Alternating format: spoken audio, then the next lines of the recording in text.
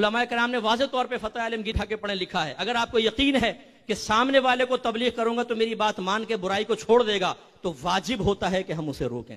لیکن کتنے ایسے بیٹھے ہوں گے ٹناٹن سنی ہے، بیوی فلمیں دیکھ رہی ہے، ڈرامے دیکھ رہی ہے، مامو ذات پھپھی ذات خالو کے ساتھ ہنس ہنس کے دودھ والا گوشت والا سبزی والا ٹیلر ماسٹر چل رہا ہے، اور یہ ہے صاحب ٹناٹن سنی. دین کی باغ دوڑ، اس نے ایک کندھے پہ یہاں پہ سنیت سنبھالی ہوئی ہے، ایک طرف اسلام سنبھالا ہوا ہے، باہر ٹھیکیدار بنا ہوا ہے. یہ پتہ نہیں اندر گھر میں کیا کر رہی ہے بیوی. بچوں کو علم دین نہیں سکھایا ہوا، سالہ سال ہو گئے فجر کی نماز میں بیوی پڑی خراٹے لے رہی، خر خر، وہ کوئی پرواہ نہیں ہے، سوتی رہے. ہم بھائی ریگولر نمازی، حاجی صاحب پہلی صف میں نماز پڑھتے ہیں. حاجی صاحب بیوی کیا کر رہی ہے؟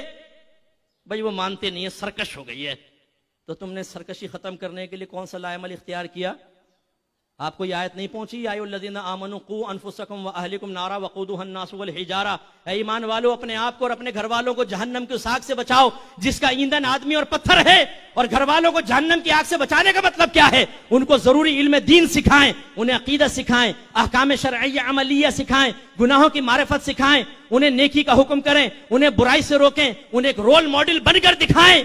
اگر آپ یہ کام نہیں کریں گے، میں نہیں کہتا ہوں، آپ کے نبی نے کہا ہے کلکم رائن وکلکم مسئول عن رعیتہ، تم میں سے ہر شخص نگہبان ہے، تم میں سے ہر شخص سے بروز قیامت اس کے ماتحت کے بارے میں کویسچن ہوگا.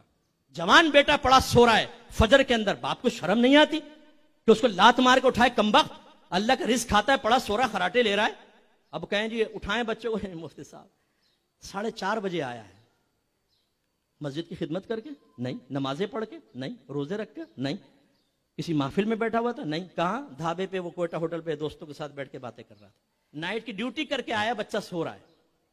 جب یہی بچہ آپ کی نگاہوں کے سامنے عذاب قبر میں مبتلا ہوگا نا، پھر ہم آپ سے کویسچن کریں گے کہ تم نے اپنے بچوں کے ساتھ دوستی کی تھی یا دشمنی نبھائی تھی. یہ اولاد ہوگی، یاد رکھیں میرے جملے. میدان معاشر میں انشاءاللہ حافظہ کام کرے گا، میں آپ کو یاد دلاؤں گا. اگر آپ میں کوئی ایسا بیٹھا ہے تو یہی اولاد ہوگی جو اپنے باپ کا گریبان پکڑ کے اسے اللہ کی بارگاہ میں لے کر جائے گی اور کہے گی کہ اللہ تعالیٰ اس سے حساب و کتاب لے. میرے اس باپ نے کبھی مجھ پر سختی نہیں کی، نہ مجھے نمازی بنایا نہ کچھ. حالانکہ میرے نبی نے فرمایا بچہ 7 برس کا ہو جائے اس کو نماز کا حکم دو، 10 برس کا ہو جائے تو مار کر نماز پڑھاؤ. آپ کا اللہ آپ سے قرآن میں فرما رہا ہے وَأْمُرْ أَهْلَكَ بِالصَّلَاةِ وَاصْطَبِرْ عَلَيْهَا لَا نَسْأَلُكَ رِزْقًا نَحْنُ نَرْزُقُكَ.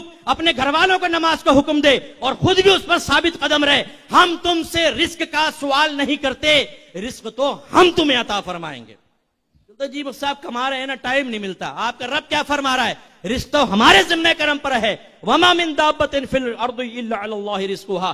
زمین پہ چلنے والا کوئی جاندار ایسا نہیں جس کا رزق اللہ کے ذمہ کرم پر نہ ہو. آپ نے کون سی ذمہ داری لے کے اپنی ذمہ داریوں سے روگردانی کر رہے ہیں؟